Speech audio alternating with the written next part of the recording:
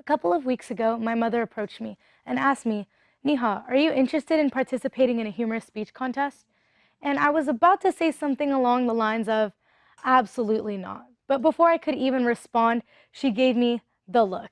And everybody knows the look I'm talking about here, because at some point in life, you get it from somebody who has authority over you, whether it be your mother, your teacher, your guardian.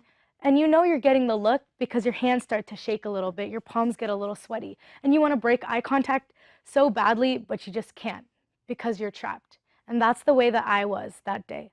So I said, yes, Mom, I would like to participate in the speech contest. And not only would I like to participate in the speech contest, I would love to participate in the speech contest, because anything I have going on in my life, international tournaments, final at school, all of that is second priority to whatever you want me to do. To that, she said, great, let me know when you start working on it. And that was the plan, to start working on it. But life doesn't always go according to plan. The next day, I came back home from school lugging my backpack behind me. I just wanted a warm hug from my mom. But instead, the first question that she asked me is, hey Neha, how's that speech preparation going? And to that I replied, it's going good, in hopes that she would understand it would get there at some point eventually. But then I thought about it for a second. Toastmasters is a great environment, and this speech contest would be a wonderful opportunity for me to grow. So I dropped all of my things, ran upstairs, pulled out a piece of paper from my backpack, pulled out a pencil, and started ferociously writing. Actually, just kidding. Before I could even hit the paper, let my pencil hit the paper, I realized that where I had pulled my pencil from, my pencil case, was in absolute disarray. I mean, the pens, the erasers, everything was stuck in crevices. It was an absolute mess. And so I decided before I could continue, because of the OCD I have, I had to clean it. And so I took out all my highlighters, I took out all my pens, I took out all my erasers and stacked them by brand, by color, by thickness, by tip length. And once I was satisfied, I put them all back in my pencil case, put it at the side, and started to work. But this time I actually couldn't even start working because my pen had actually been left back in my pencil case. So I had to pull my pen back out and start working again.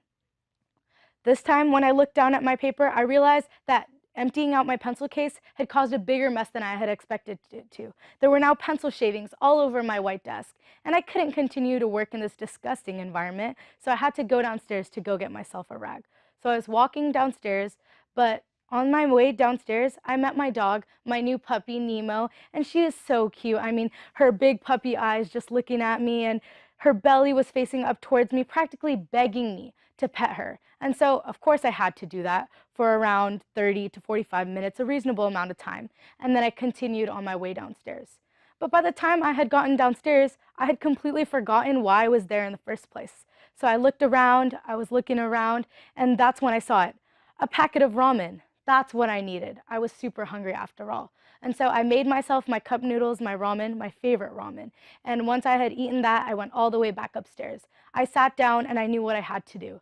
It was writing time. I looked down at my piece of paper, but before I saw the paper, I saw the desk.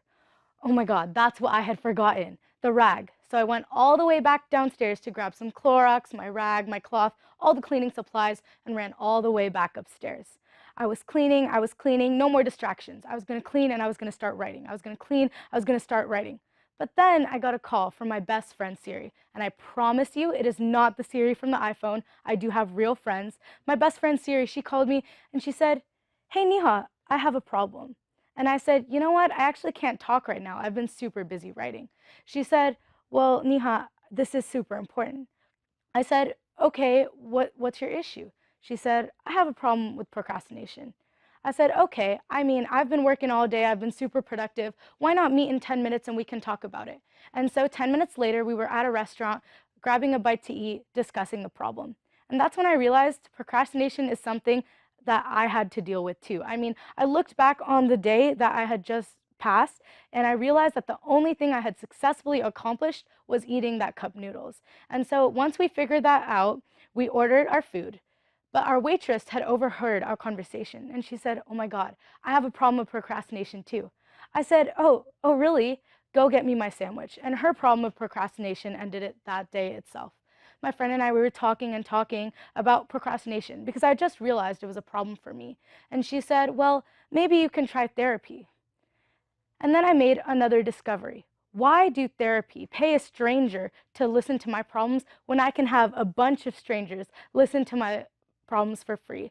And so I told her about the speech contest I was participating in. Now we're procrastinating the talk about procrastination. It was absolutely ridiculous. After a while, we both went home after dinner on our own separate ways, and eventually she sent me a video, Inside the Mind of a Procrastinator. But before I could hit play, a bunch of how to train your dog videos popped up. And I just mentioned I do have a cute little puppy. And so after watching those videos, I decided maybe I should hit play. And I realized there's one key difference between regular people and procrastinators. And it is that regular people have a rational decision maker, while procrastinators have a crazy panic monkey in their mind that tells them when a due date is approaching. And that's when I realized that it was February 11th, 2019, and we were recording February 12th, 2019. It was 11:58 p.m. And so I started writing. I picked up my paper, I picked up my pen, and actually put it down this time. Inside the Mind of a Procrastinator.